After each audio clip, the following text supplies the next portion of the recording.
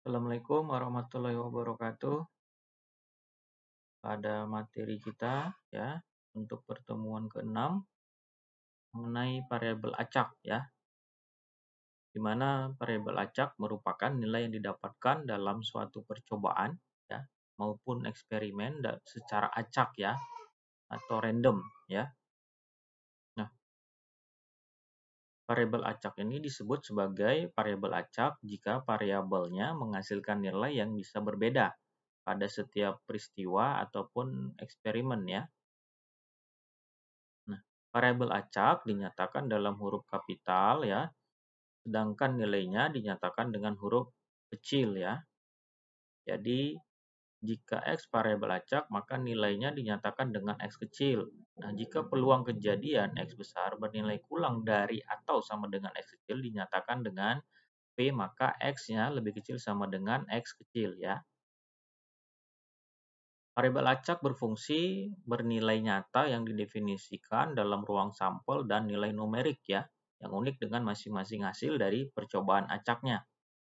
Nah, kemudian dari nilai-nilai numerik itu dapat bersifat diskrit, hasil perhitungan, dan juga dapat bersifat kontinu, hasil pengukuran. Maka dari variabel acak ini dapat dikelompokkan menjadi variabel acak diskrit dan variabel acak kontinu ya. Nah, variabel acak diskrit merupakan variabel acak yang tidak mengambil seluruh nilai yang ada dalam sebuah interval atau variabel yang hanya memiliki nilai tertentu. Contohnya misalnya banyaknya pemunculan sisi muka atau angka dalam pelemparan sebuah koin, kemudian jumlah anak dalam sebuah keluarga. Nah, distribusi probabilitas adalah suatu distribusi yang menggambarkan peluang dari sekumpulan varian sebagai pengganti frekuensinya ya. Jadi pada variabel acak, jika X besar variabel acak, maka nilainya dinyatakan dengan X kecil. Maka rumus dari distribusi probabilitas berlaku P dalam buka kurung X sama dengan X besar sama dengan X kecil ya.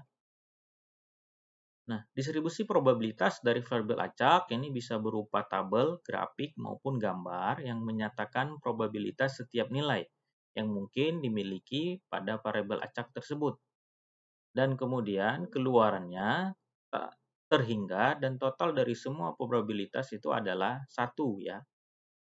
Contohnya misalnya ini jika kita ingin mengetahui probabilitas seorang bayi sebagai anak ke-1 atau kedua atau ketiga sampai anak ke-8 lebih, maka keseluruhan kejadian tersebut akan membentuk suatu distribusi probabilitas seperti tabel di bawah ini. Nah, ini dia X besarnya anak ke-1 sampai anak ke-8 dengan P-nya totalnya secara keseluruhan adalah 1 ya. Nah, kemudian dengan menggunakan tabel di atas tadi kita dapat melihat bahwa probabilitas lahirnya bayi sebagai anak ke-4 adalah P X sama dengan 4 hasilnya 0,058 ya. Kemudian kita dapat juga menghitung berapa probabilitas lahirnya bayi sebagai anak pertama atau anak kedua ya dengan menggunakan hasil perhitungan probabilitas. Hasilnya adalah Px sama dengan 1 atau X sama dengan 2 hasilnya 0,746. Nah, berikut merupakan grafik ya dari distribusi probabilitas bayi tadi dari anak ke-1 sampai anak ke-8 ya. Demikian yang dapat disampaikan. Terima kasih. Assalamualaikum warahmatullahi wabarakatuh.